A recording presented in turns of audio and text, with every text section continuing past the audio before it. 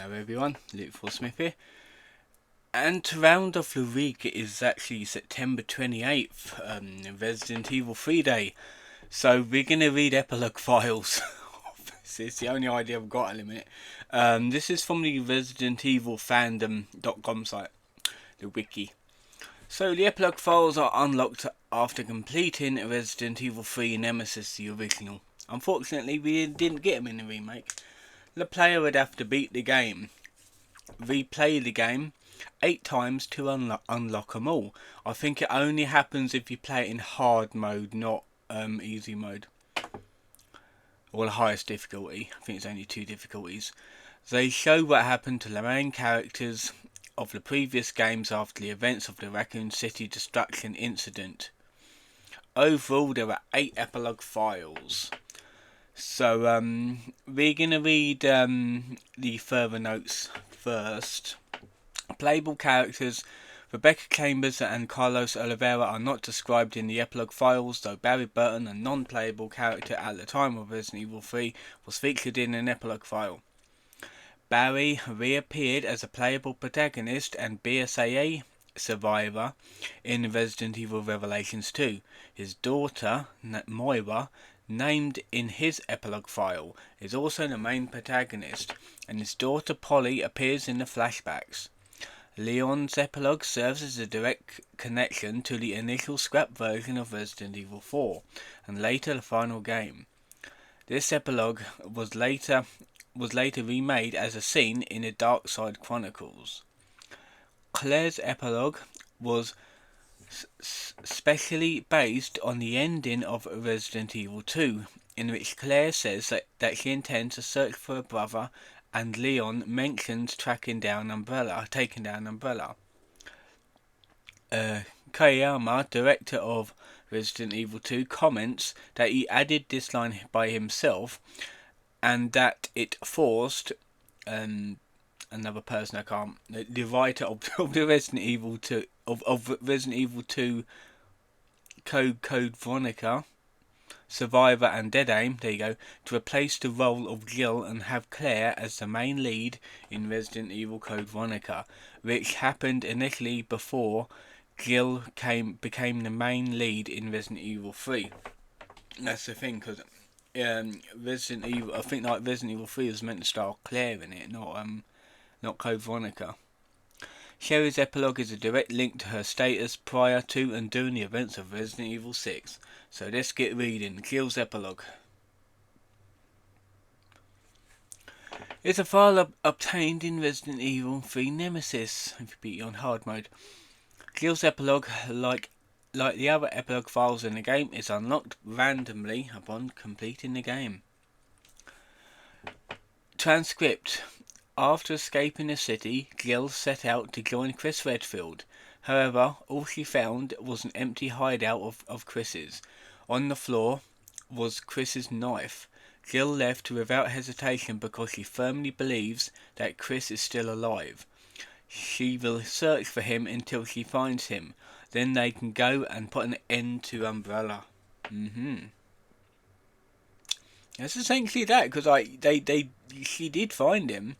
And they went to Russia in 2003 to take Umbrella down. Chris's epilogue is a file that can be obtained. Yet, please forgive me, Claire.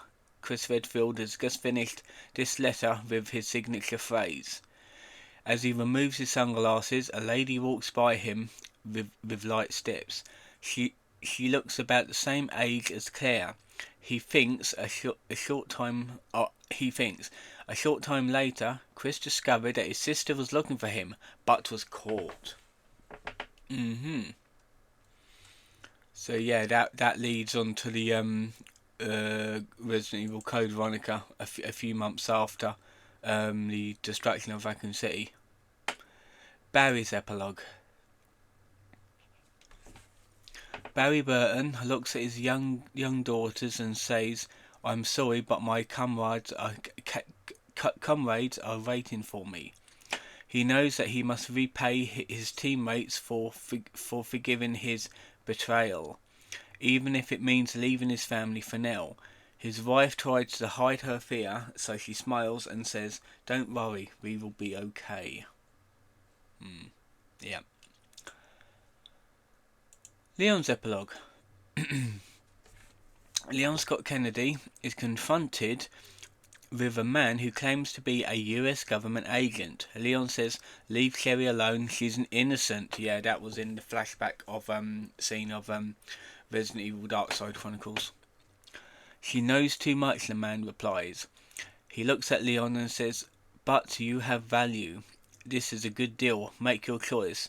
Without regret or hesitation, Leon closes his eyes and sharply responds. Oh, that's the thing. We kind of knew what happened after that, because he's a working for the US government, and we might see him in 9, but it doesn't. We don't know yet. Claire's epilogue.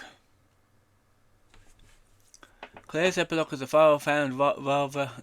Okay, alright, so it's basically the same right there. "Leave us alone." Claire Redfield couldn't believe Leon's words. Leon continued, "You're looking for your brother, right? Just go." Claire knew that Leon and Sherry needed immediate medical attention, but she could not waste any more time. I'll be back, I'll promise," she said as she disappeared into the wilderness alone. I'm guessing that conversation happened right at the end after the Resident Evil 2 ended, the original one. That's the thing, is like after that, like, she got wind of her like brother, and like he might have been in Paris, so she got captured in there, and yeah, it all goes awry. Sherry's epilogue. "Do you have any relatives?" When the army officer asked her, Sherry Birkin did not respond, for she had no immediate relatives. Her mother and father died because of the G virus, and so this little girl holds herself with her arm and bites her lip tight. She thinks, "I'm sure she will come back. She won't forgive me." Damn, that's fucking rough. And of course we knew what happened to her because she's a BSAA agent. I wonder if she's going to be in 9 as well. It'll be nice if they have like a basically like most of them coming back for like the final showdown, wouldn't it? Ada. A woman looks at herself in the mirror. She used to be called Ada Wong, but this morning she will say goodbye to the name. "I am not Ada Wong anymore." She feels her ab and thinks, this is Ada's scar, not mine, as she says goodbye to Ada Wong. She can't stop her tears, however. There isn't much time left before her next mission. That's the thing. I think there's like comics like between each like game to like fill in the gaps, but from what I know, it's basically a few years later in 2004 she has to retrieve the Plaga sample. And Hunk, mysterious Hunk. "Once again, only you survived, Mr. Death." The chopper pilot speaks with a cold bitterness. "Always, only you survived, Mr. Death." The pilot continues. But Hunk does not respond to the pilot. He doesn't care. The Death cannot die. The survivor thinks to himself with a warm smile. How do you know he was smiling under that helmet? That's the thing, is like, we kind of know what he looks like, but it's not really canon anymore, is it? We don't know what he looks like in the remakes. He was only in like one bonus game, that was it. And this has got an analysis to it. Hunk's epilogue is one of many instances where Hunk's nickname, the Grim Reaper or Death, derived from the Japanese word Shinigami, meaning God of Death, is mistranslated. In this case, he is first referred to as Mr. Death, and then says that Death cannot die, instead of Death / the Grim Reaper cannot die. Good. And there's always there's like pictures. There is photos. Let me just make this a bit bigger. There we go. These are the ever so blurry photos, the backdrops of the epilogue files that you find. So yeah, yeah, that has been it for this video. I know I'm a bit all over the place with videos this weekend, but good read. Um, I will be going back, well, obviously continuing on the library files for Resident Evil 5. I think it's going to be Sheva, Sheva's file in on Tuesday. I think I'm going to do. Tomorrow I'll be having two videos.